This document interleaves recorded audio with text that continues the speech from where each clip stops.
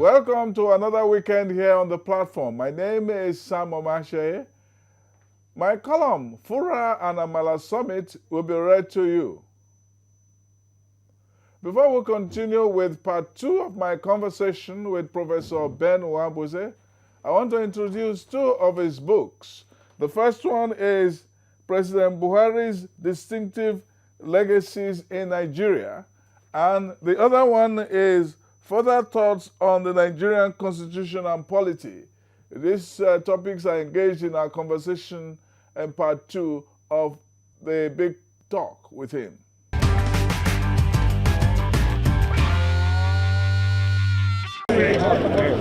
After all the bluster and bites, the leopard has not only been allowed to growl in peace, it can now bite and burp. Finally, Fura and Amala had a handshake. It happened in a posh setting in Abuja, although a mama put or buka may have given it a more grassroots ambience. Especially now that both words have finagled their ways to the Oxford English Dictionary. The next word to make it to that august book is Amotekun. The Yoruba will soon lose the word to the imperial greed of the English language. It has traveled many semiotic miles. It is now verb, noun, as well as adjective, and its meaning can be nuanced, subtle, and overt. It can evoke humor, omen, and fear. Already, it threatens and promises electoral fortunes. So, why do some people say Amotekun has lost some of its potency? It is because they want psychological relief for men like the Attorney General. The Southwest governors say that they agree for laws in the states to give it a legal backing. That is the diplomatic tack some are taking on the matter. It is not right to say that because Amotekun is not written in the law book, it is therefore illegal.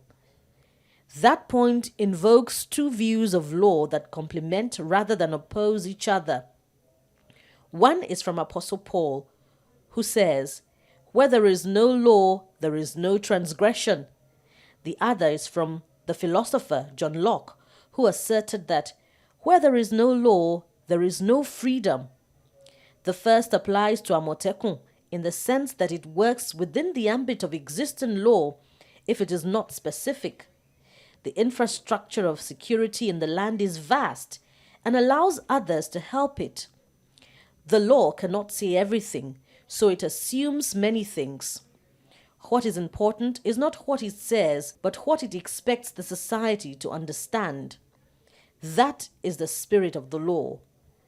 Vigilantes are not illegal. They are not just codified in law. That is what was wrong with the letter of the Attorney General of the Federation, Abubakar Malami. He said he was misunderstood. He probably used the wrong language. To say something is not illegal is not the same thing as saying it is not specified in law. If he was misunderstood, he should have left that part in the press release that threatened the Amotekunites from executing their dreams. It is clear that when he says he was misunderstood, it meant he did not want confrontation. That is the root of the matter. Amotekun was not a child of rebellion, but of peace. It was birthed to protect a region from marauders in the southwest. But the controversy all started from a place of mutual distrust. It had nothing to do with whether Amotekun was in or outside the law. So, what the states are trying to do is not really to legalize Amotekun. They are trying to regularize it by codifying it. That is what Malami probably means by asking to legalize it. The proper word is to regularize. That is even a superior diplomatic tack. It is in that light that we can embrace Locke's dictum that where there is no law, there is no freedom. That was the point of compromise. It meant that it could now be placed in the ambit of the law. Amotekun is now free to operate. It is therefore more of a political move than a legal one. It is the law of liberty turning into the liberty of law. It is in homage to the liberty of law during the American Revolution that Benjamin Franklin cried that those who would give up essential liberty to purchase temporary safety deserve neither liberty nor safety. What happened last week with the Fura and Amala Summit, chaired by Vice President Yemi Osinbajo, was perhaps one of the high points of this republic. It explains how close a country can come close to collapse, and how a few good men can save or wreck it. Much kudos goes to Asiwaju Bola Tinubu's intervention that transformed the atmosphere to concord from rancor.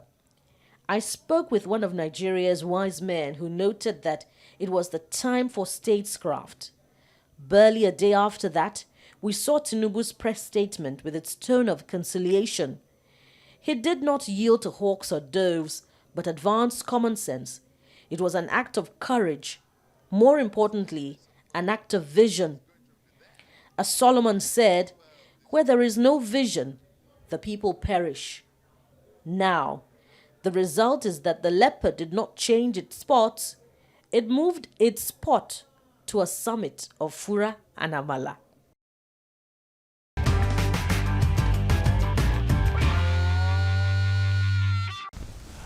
My sense of my reading of the history of that time, because I was a little boy, I didn't really know much about what was going on until I grew up and I read to understand what I was experiencing when I was a little boy, is that it was not Abure itself, or Juku itself, or Gowon himself that caused the crisis. It was a sense of distrust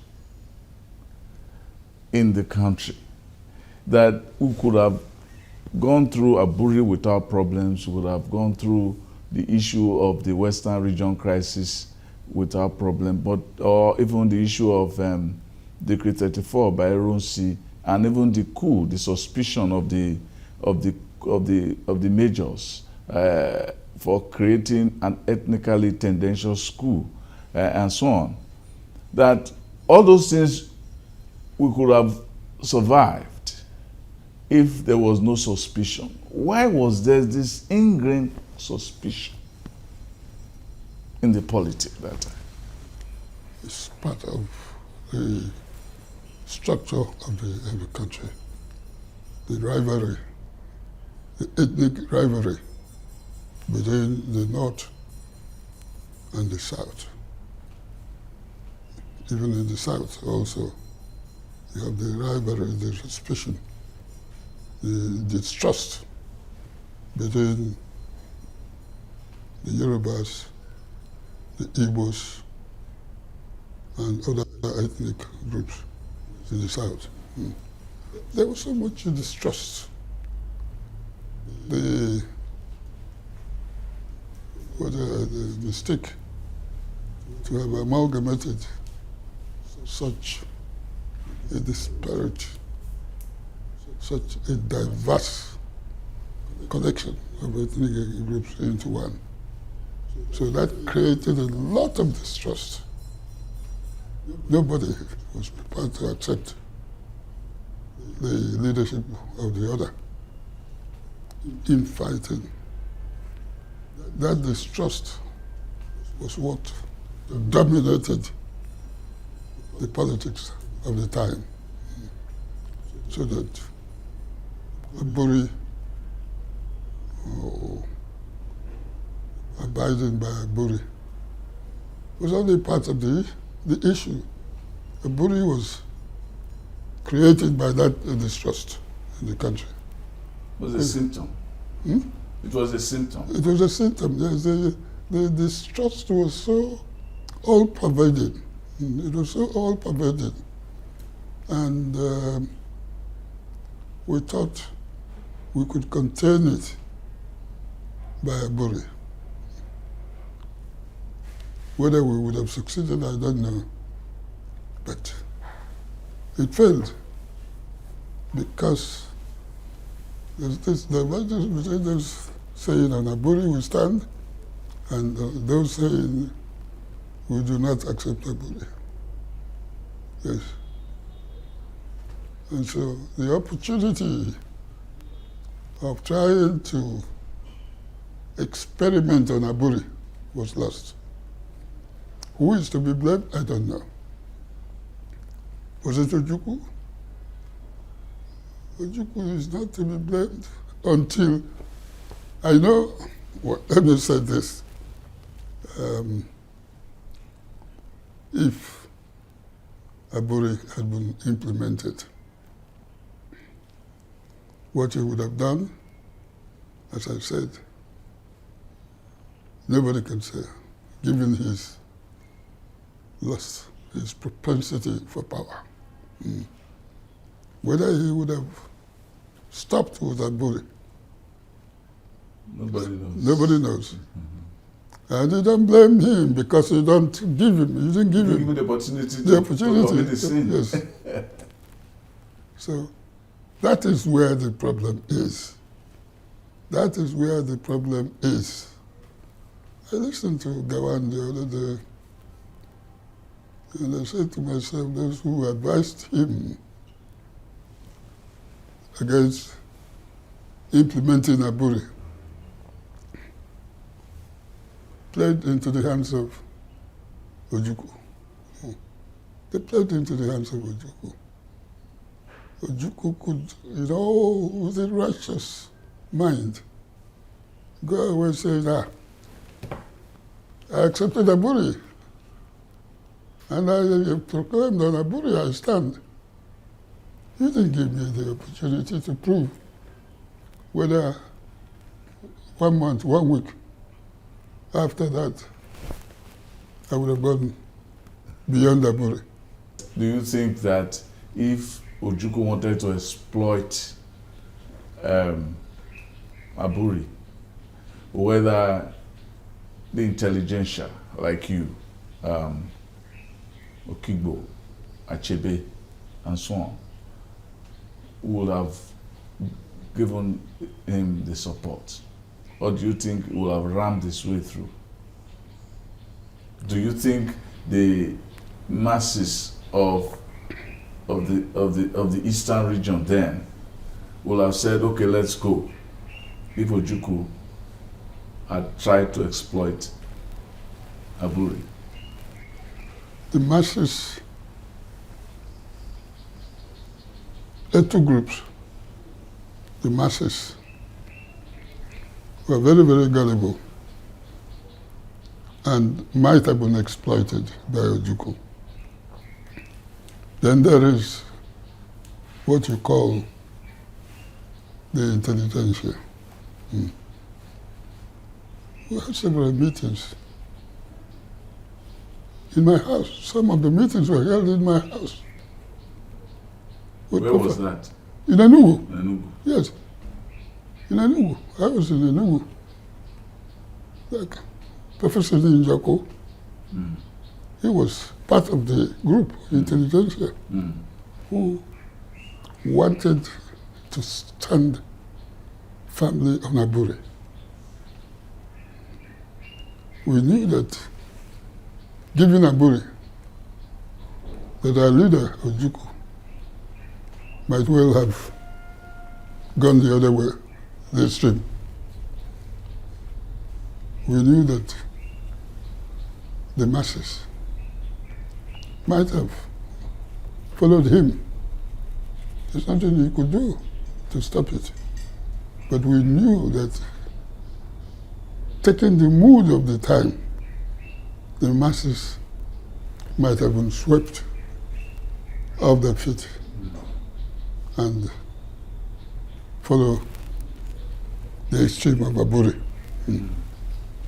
But obviously, at the time when this was happening, a lot of meetings going on. Many of the meetings in my house. A few. Led by Ben Nwabueze. It means that Aburi itself was a dangerous document. No. In a sense. No. It was like a hot plate. Yes. It's either You use it to hit somebody's head, to fry somebody's face, or use it to fry egg. And so it was there. You had to decide what you wanted to do with it. And it depends on who you hand it over the kitchen to. Aburi as a position, as a document, might have given us the chance to avoid what happened. That's Aburi as Aburi as a document, as an idea. Yes. Now, what the players, Ojukwu and co, might have turned it into is another thing. And we tend to judge an idea by what the players might have done, which is wrong. Yes, I agree. I was just talking about the potential of any document. As a constitutional scholar, you understand very well the capacity for language to be turned in a document into anything. In the literary studies, we call it hermeneutics. That's the reader response theory. That the text itself is dead until you give it life. And it depends on what life you give that text.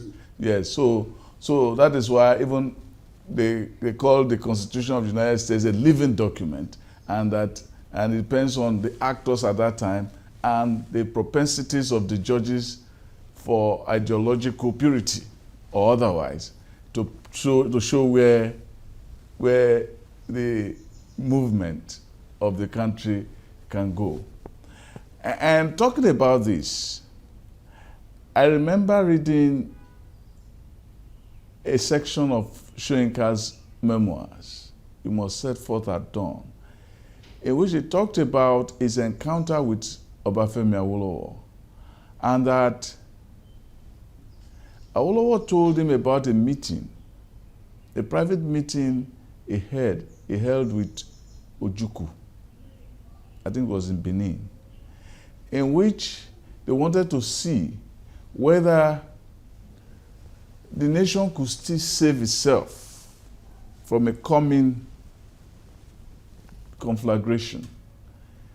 So he said he was there with some people, and Ojukwu was there with a few people. They said there was a scholar. He didn't mention that scholar. I don't know if it was you. But that when they held the meeting, it was deadlocked. Then at night, Ojukwu told Awolowo that, "Look, Chief, I have great respect for you. That's why I'm holding this meeting. There's no need for us to continue with this discussion because I cannot even go back to my people to say we are not going to war. And that as things stands, I cannot even stop them." And Ojukwu said, Awolowo said Ojukwu thanked him. He thanked Ojukwu for his sincerity. And then he said, "Please, when you decide to go to war, please let me know." Of course, Ojukwu is not naive. Ojukwu never told him that. Does that not tell you that it was no longer, it makes it difficult for us to decide whether it is the ambition of Ojukwu more than the rage of the Igbo crowd who already wanted war. That Ojukwu, whether he wanted war or not, it was going to happen. What's your question? My question is, did you think at that stage that it was inevitable? Whether Ojukwu had an ambition or not? You are putting to me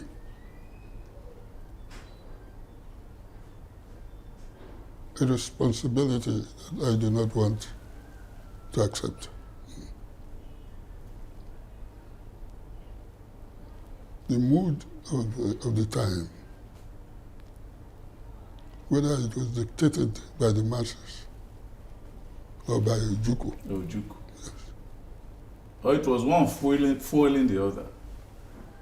No, it's either one or the other.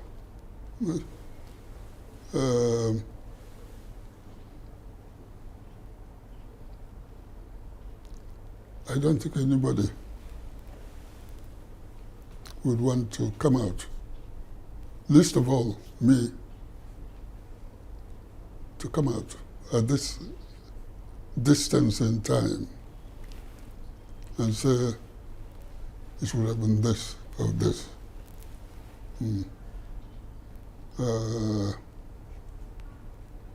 I followed the mood at the time. I followed the interpretations of the mood at the time. And there was a lot of manipulation. As you would expect, there's a lot of manipulation of the mood.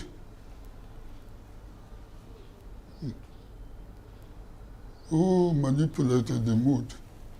I don't know. But you can guess. Your guess is as good as mine. The mood was manipulated to lead to a certain result, which is war. Did you think that today that kind of sentiment is necessary? The Biafran sentiment. It was not necessary at the time, any more than it is necessary today. Do you follow me? I get you. It was It's not more necessary. No. It was not necessary at the time. And it's not necessary today. It's not necessary today. Yes. I'm still going back to the point I made. Whether the Nigerian side, the Nigerian leaders at the time, if they had allowed Aburi to prevail, whether what happened would have happened.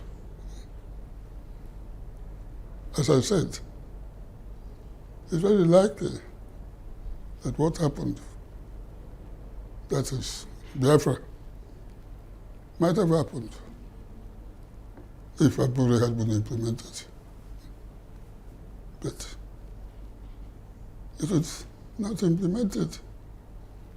And so he shifted the onus from Ojukwu to the federal side. Right. Yes. And that's where, if you ask me whether if Aburi had been implemented, what happened would have happened, I would say, let's keep that. I would say let's keep that. Just before the program ends, this is my poem in honor of Leah Sharibu.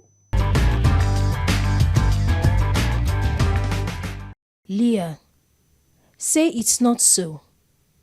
That Commander Sway didn't have its way. You didn't wife him. Did he bribe to bride? Manhandle to be your man? I don't believe in wife tales. Like Thomas Didymus, I must see Commander, baby, and you. To see the beauty, to embrace a travesty. Thank you for watching the program today. You can catch up with my published columns on www.samomashaye.com. Also follow me on Twitter. My handle is @SamOmashaye. And until next time, be good.